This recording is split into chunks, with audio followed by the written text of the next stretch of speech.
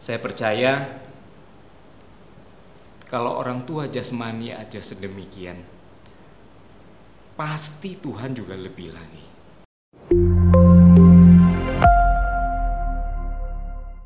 Shalom, welcome home. Salam sehati dalam Kristus Yesus. Tema dari pesan saya hari ini adalah Tuhan tahu. Tuhan tahu. Saya mau menceritakan kembali sebuah kejadian luar biasa yang terjadi 2000 tahun yang lalu. Kisah tersebut tertulis di Lukas 5. Kala itu hari sudah siang di pantai Danau Galilea, ada nelayan-nelayan dari 2 perahu yang sedang membasuh jala. Jadi mereka sudah merapat ke pantai. Yesus naik ke salah satu perahu itu. Perahu itu milik Simon, anak Zebedeus. Yesus menyuruh Simon untuk mendayung perahu sedikit jauh dari pantai. Lalu duduklah ia mengajar orang banyak dari atas perahu. Setelah selesai, ia minta kepada Simon untuk mendayung lagi ke tengah danau dan lemparkan jala ke tempat yang dalam. Tapi Simon menjawab, "Guru, telah sepanjang malam kami bekerja keras dan tidak mendapatkan apa-apa. Tapi karena engkau menyuruhnya, aku akan menebarkan jala juga." Mereka menuruti perintah itu. Dan ternyata mereka menangkap sejumlah besar ikan yang harus minta bantuan satu perahu lagi. Bahkan kedua perahu itu dikatakan hampir tenggelam ketika membawa hasil tangkapannya. Dan dari kisah di atas apa yang kita bisa pelajari? Yang pertama, Yesus yang berinisiatif untuk naik ke perahunya Simon. Yesus pasti tahu kondisi Simon yang sudah semalaman bekerja dan tidak mendapatkan hasil apa-apa. Ini bicara soal Tuhan pasti tahu kondisi kita. Tuhan setelah tahu kondisi kita pasti berinisiatif untuk datang menghampiri kita kalau kita sedang dalam masalah. Yang kedua, Simon Petrus nurut saja permintaan Yesus untuk mendayung lagi ke tempat yang dalam. Dia itu adalah nelayan yang berpengalaman. Bisa saja dia tidak mendengarkan Tuhan Yesus. Toh, dia tidak terlalu kenal siapa Yesus itu. Tapi dia lakukan, dia turuti perintah, dia turuti permintaan Yesus. Demikian juga kalau kita dalam masalah, bagian kita begitu terima tuntunan, ya sudah lakukan saja. Dan kita berikan ketaatan untuk melakukan itu. Yang ketiga, tebarkan jala ke tempat yang dalam, padahal hari sudah siang. Nelayan tradisional, kalau menangkap ikan, kalau menebarkan jala, mereka selalu lakukan itu pada malam hari. Karena ikan akan berkumpul di tempat yang dalam untuk mencari air yang lebih hangat. Ada kesaksian yang saya mau bagikan juga di sini. Ini kesaksian mengenai anak kedua kami. Waktu itu anak kedua kami di awal kelas 12, dia masih bimbang menentukan jurusan apa yang dia mau ambil untuk di perguruan tinggi. Waktu itu dia hanya berpikir untuk masuk untuk menekuni bidang musik di salah satu universitas. Dan kami sebagai orang tua berusaha menyampaikan pandangan-pandangan kami. Dan kami berulang-ulang juga kasih masukan mengenai jurusan apa.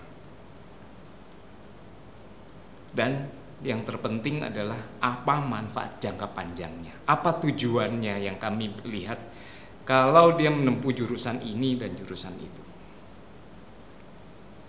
Tapi dengan semua pendapat itu juga dia tetap bimbang. Akhirnya kami berinisiatif untuk ngajak dia survei. Yuk kita lihat ke universitas ini, dan kita pelajari jurusan-jurusan. Dan sampailah kami pada survei ke salah satu universitas yang memiliki jurusan bisnis. Dia tekun belajar, dia tekun mempertimbangkan, dan dia serius mendengarkan seminar yang diadakan di sana mengenai jurusan apa saja yang ada di universitas itu. Dan sesudah dia doakan, kami bisa melihat juga ada ketertarikan. Dan dia mantap dengan keputusannya untuk mengambil jurusan bisnis. Dan belakangan Tuhan juga tunjukkan kalau itu benar-benar sesuai dengan passionnya. Kita bisa melihat sekarang anak kami itu sudah menekuni 1-2 bisnis yang memang dalam skala kecil. Maksudnya saya untuk men-sharingkan kesaksian ini adalah kami sebagai orang tua jasmani, begitu melihat anak kami bimbang, kami punya inisiatif, kami punya masukan-masukan dan pendapat-pendapat yang kami sampaikan kepada anak kami.